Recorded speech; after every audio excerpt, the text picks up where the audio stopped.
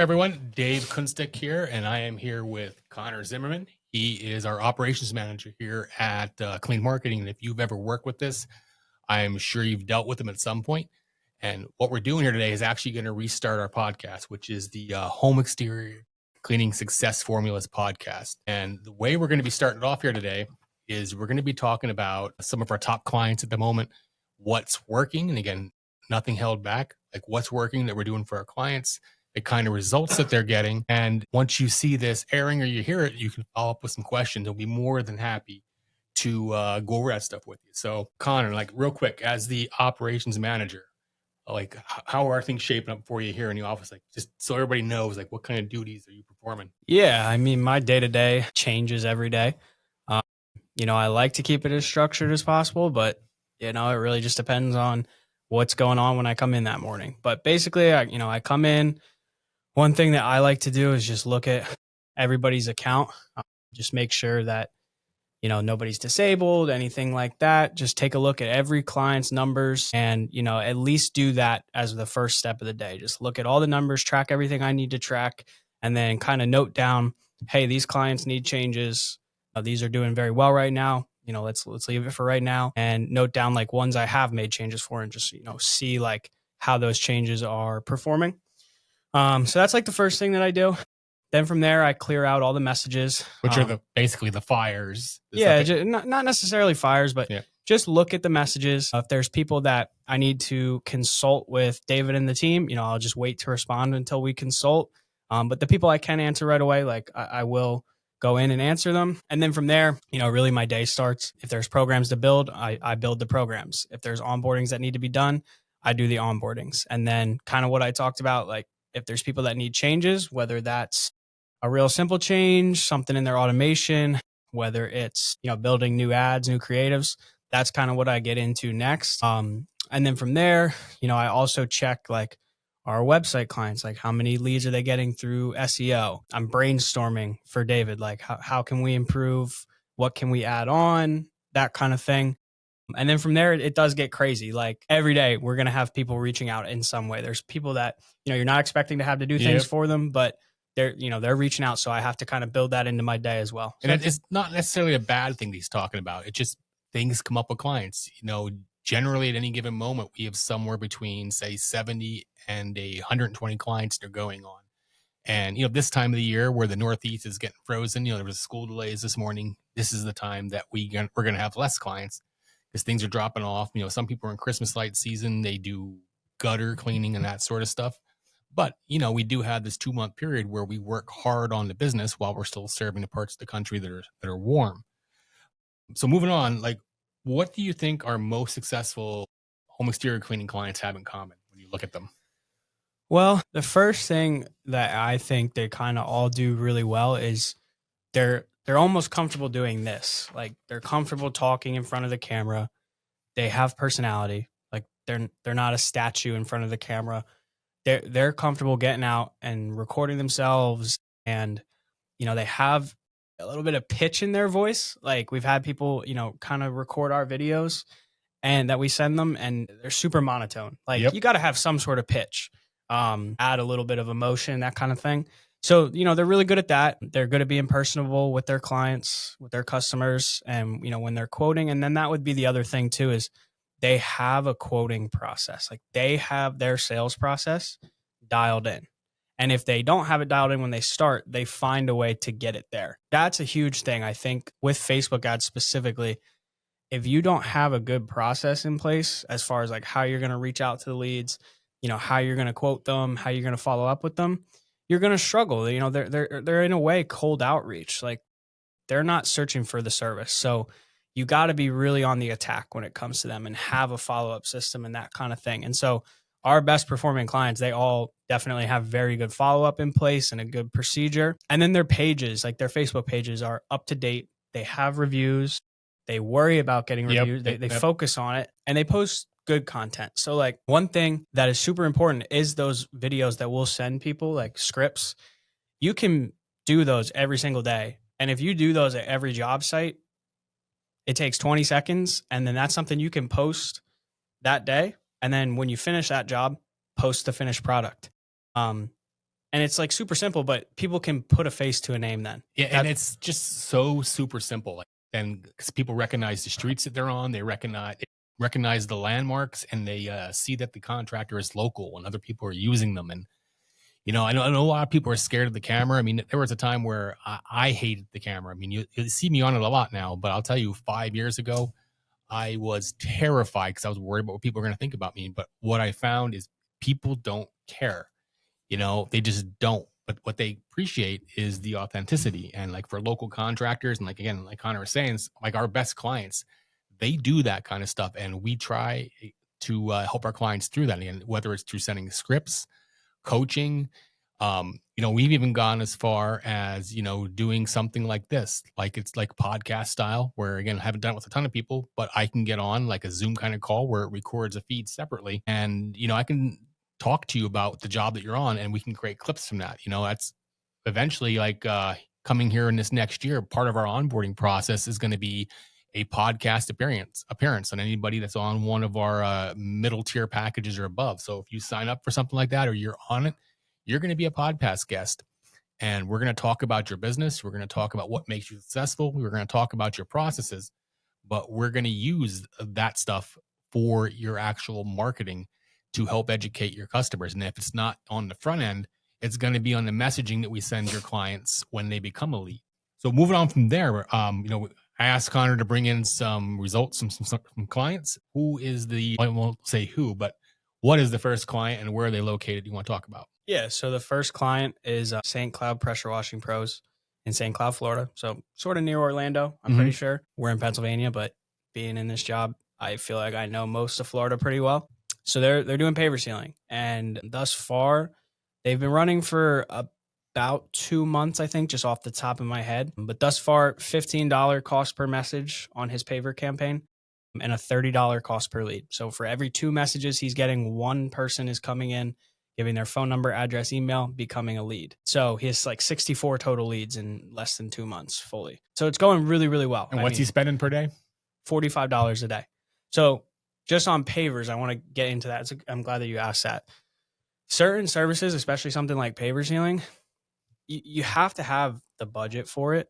Like throwing $15 a day at something like that, it's not going to get you anywhere. You're not spending enough to get in front of the right people, because that's the biggest thing that I stress to our clients too. And, our Facebook programs aren't necessarily like, there's not necessarily a commitment, but I do tell our clients, like, trust me, just please, if you can, give it 3 months. That first month, you're going to feel like, man, I'm getting a lot of spam.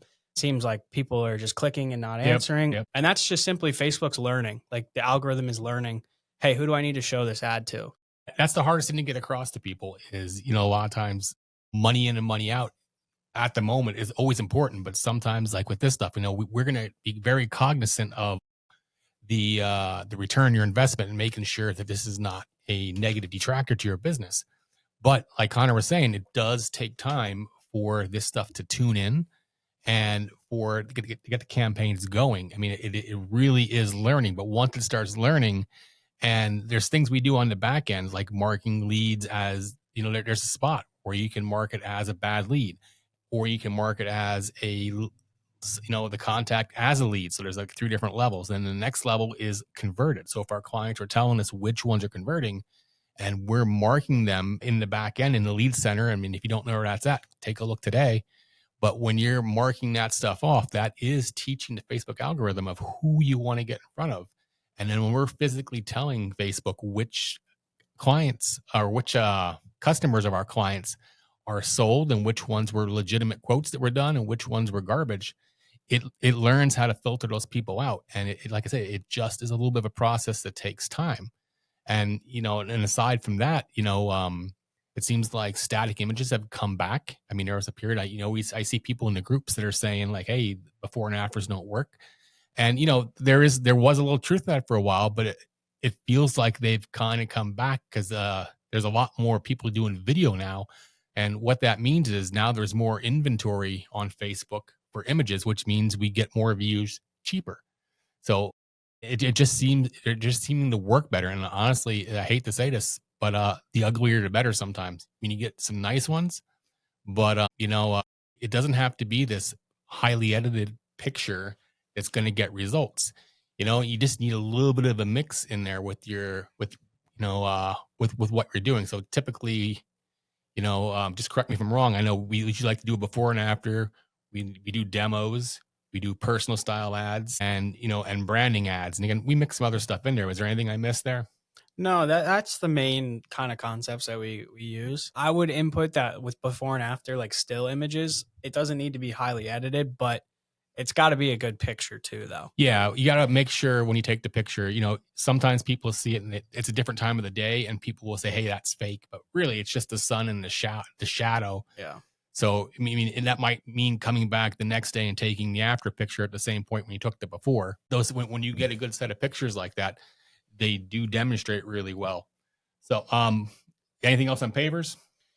Yeah, I would say with pavers, it's just there is a little bit of patience. You got to have a little patience, but just understanding too, especially in Florida. I mean, it's a really competitive service. So when you get the leads, get on top of them as quick as you can, and be prepared to be in a quote battle, and don't be shy about, hey, I can do this, I can do X, Y, and Z. Maybe I'll cut you a little discount here to close a deal, because this is something too that people don't think about.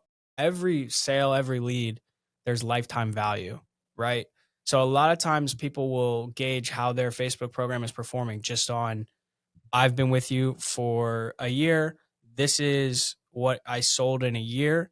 Next year, we can't count that towards the return. But it's like, well, if it came from the advertising, it's still returned. They became a recurring customer for you, right? Like if they're going to use you every single year for a service, that's a really high value customer that you got them because of that lifetime value. So, patience, being willing to, not negotiate, but to just go out of your comfort zone, close a deal, because it is very, very competitive. And they're probably, being that they're a Facebook lead, they're probably getting quotes from Yeah, other people yeah, as well. Like, yeah. Because if you think about it, when I'm sure this happens to you, like if you engage with our page or you engage with something else, you're going to see competitors start popping because Facebook's algorithm is like, oh, these guys interact with a marketing company. These guys interacted with an insurance company. And you start seeing all the competitors because that's how Facebook makes money. So when someone interacts with your ad, you'll be darn sure that Facebook is going to then start showing your competitors these people. And in the same circle, you might not even be the first one. You might be the third one. And if that first guy didn't get on top of that lead fast enough, that could be your lead to get.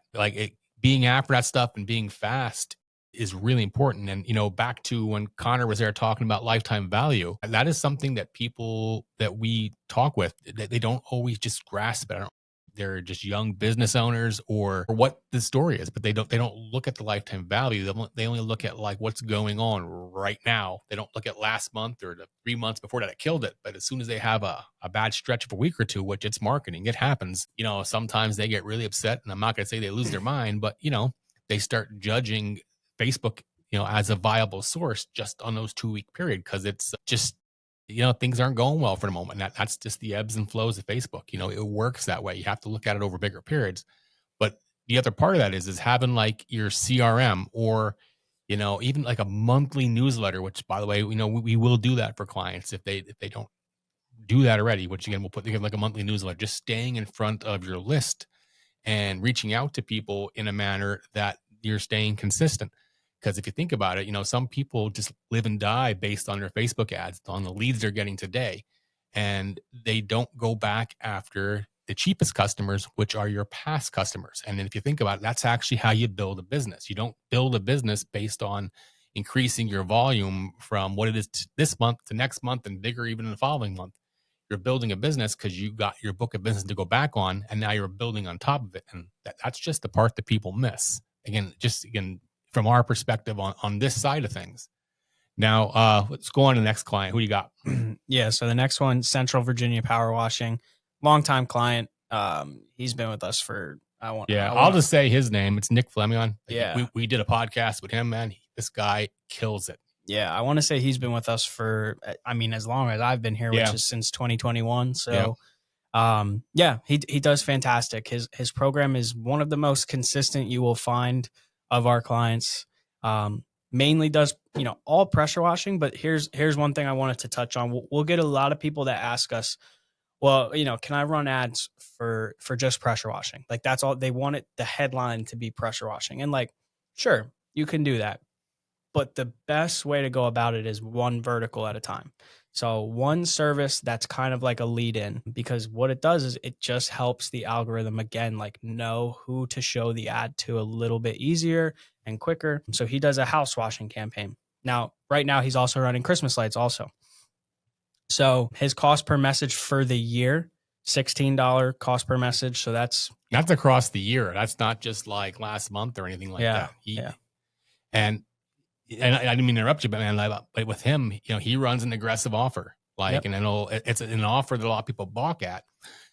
But what happens is he's just become a master of using that as leverage to get in front of somebody, and then from there, he'll walk the property. And man, if you go back to my podcast, you'll see this guy is super knowledgeable. He does everything right. If you go to his YouTube channel, he has over 600 videos, and what he does in his videos is every time he gets a question from a client, he was going home and he was filming an answer to that video. So now his staff can just send him answering these questions to potential customers and such. Or if a customer finds him on YouTube or on Facebook and they find their way to his YouTube channel, man, closing the deals almost comes down to just meeting with them and working out the details. Like he's just become a master of working on, these offers that, again, some people balk at. Cause like, hey, I won't work for that.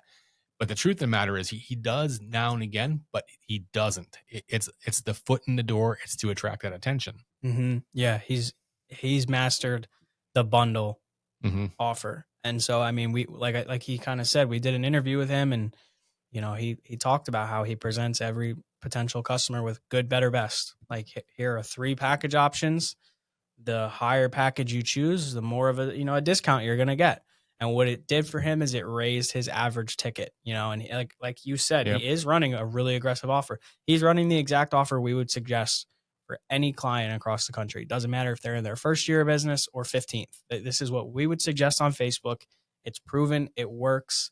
Now, some areas can get away with some other offers. Like with him, for example, we actually did test some new offers this year, and we found very early on that one is just the most consistent for him. Like that, it just performs the best.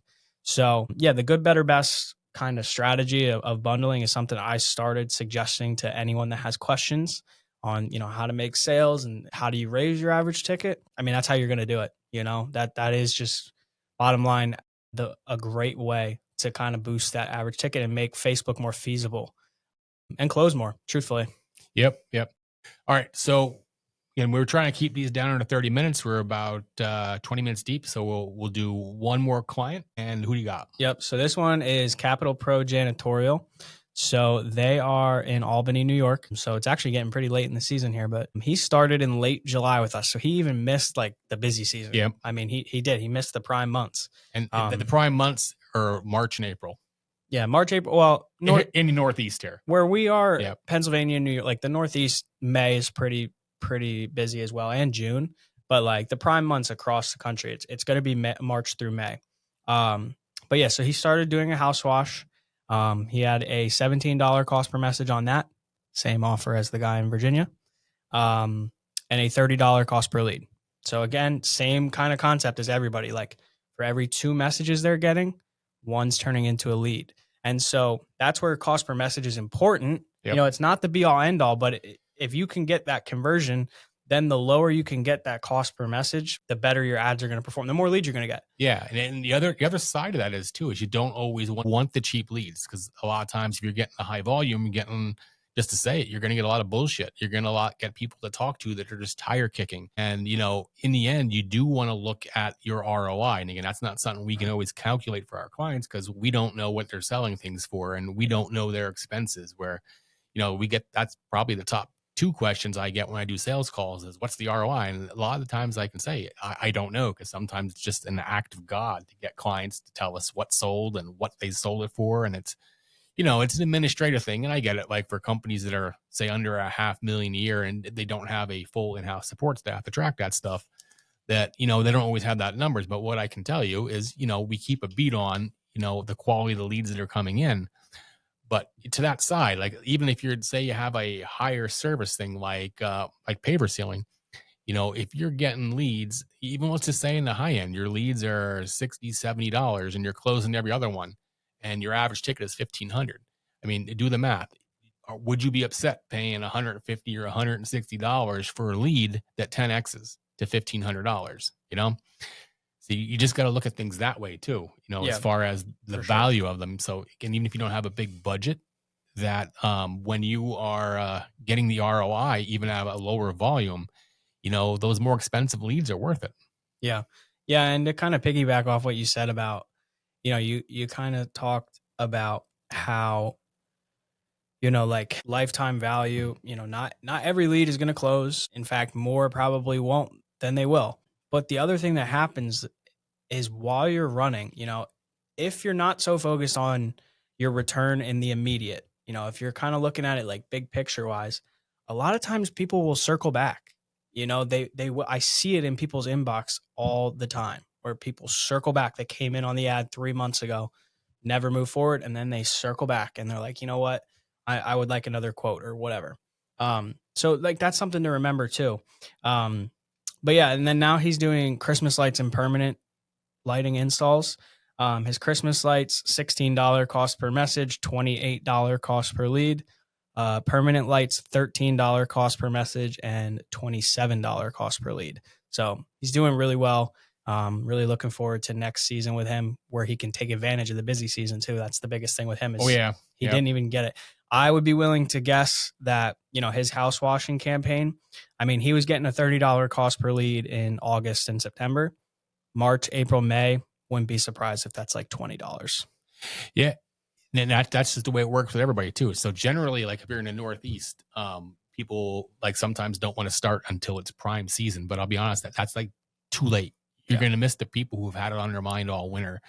So generally, when we recommend when to restart your ads, even here in the Northeast, even if you can't service them yet, because we like to restart them between the second and third week of February, to go into March and April bookings. And again, like I said, the reason for that is there's people who are thinking about it now that will book you a month out. Or, sometimes they just, our clients say that they'll get people that will say, call us on the next warm day when you can actually do this, when it happens. And again, in the Northeast, sometimes here you don't know when that's coming, but you're going to have the people to reach out to, or you can go do that, you're going to get paid. So that's when we like to get things out, because those initial people, it's just the people that are ready, and they're not necessarily the price shoppers because they're just ready. They want it done, if that makes sense. Yeah. But anyway, we talked about a lot of things here today. And in case you didn't know, there are some other services that we actually do run ads for that, again, they kind of correlate with what we do. We don't always search them out, but some other things that we've done ads for are things like carpet cleaning. We had a number of those, epoxy floors. So there's a short season for it, but gutter cleaning, again, it just depends on where you're at. Window cleaning. Window cleaning. Actually, window cleaning is one of my favorites because that performs almost everywhere in the country every time we run it. We have a really good strategy behind that, as far as the home exterior cleaning now. And before we end here, I'll touch on that. Now you brought up window cleaning. I actually find that is, if you do window cleaning, you're a traditional window cleaner, meaning it's not just something you add on, it's something you like to do, or you have somebody that does it, that it is really an easy way into a home. And a lot of our window cleaners that also do pressure washing are the ones that get the highest ROI, because now they can upsell the pressure washing. Whereas a lot of times, pressure washers, they rinse the windows while they're doing it. And, it's not necessarily a big add-on, but the window cleaners that then upsell pressure washing, that's two distinct services, and their average tickets are a lot higher. One last thing that I wanted to say before we finish, if you're thinking about, doing marketing, or you're considering your options, and just going over everything we talked about, I want to stress that you need to look at it almost like, you're investing in your own business, right? And if you invest in the stock market, if you invest in Bitcoin, like whatever you're investing in, those kind of things, you're not seeing immediate return from that. Like it's going to go up and down. I had Bitcoin. It went up, way up. It went way down. And now it's way back up. That stuff happens. It's going to fluctuate. So, like the first few months, if you're breaking even, don't get discouraged if you're only breaking even. Break even's not a bad place to be, because you still pick up the lifetime value. Right. And what I'm kind of getting at is, you have to just kind of weather the storm. If you're breaking even, at the very least, what's happening is you're growing your brand by running ads. Your name is out there. The jobs you are doing can boost your reviews. And eventually, that is going to make your ads work 15 times better. Just a little tidbit onto why I say that. Nick Flemion in Virginia, Central Virginia Power Washing. I believe right now, I haven't looked in a little bit, but he has over 1,000 5-star reviews on Google, and I think over 350 on Facebook. So if you don't think that impacts why his program is so consistent, it absolutely does. Yeah, it makes a humongous difference. Yeah, it's just credibility. So, just weather the storm. You're investing in your own business rather than the stock market. The ups and downs are going to happen. If marketing was easy, if it was guaranteed every single month, everybody would be millionaires. You know what I mean? So, yep, and everybody own an agency. But anyway, thank you, everyone. So for the next one, what we're going to do, we're actually going to talk about the things you can do on the sales side versus the numbers side here of the marketing. So again, we're going to go into specifically what the clients do as far as, their follow-up, the systems they use, and even above and beyond that, we'll end up having some clients on here to talk about how they do things. All right. So thanks for listening, guys.